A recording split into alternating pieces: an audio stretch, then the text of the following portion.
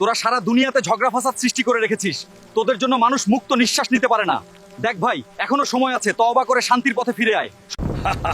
তুমি ভয় পেয়েছো তাই শান্তির কথা বলছো। সমাজের মানুষ তোদেরকে হাসি মুখে অ্যাকসেপ্ট করে নিবে, নইলে তোদের মতো হারামিদের জন্য মৃত্যু অপেক্ষা করছে। আর যদি ফিরে না আসি তাহলে কি করবি তুই? কি করার ক্ষমতা আছে তোর? আমি ভুলে গিয়েছিলাম, যারা পথভ্রষ্ট তারা কখনো ফিরে আসে না। মৃত্যুর জন্য তৈরি হ শয়তান।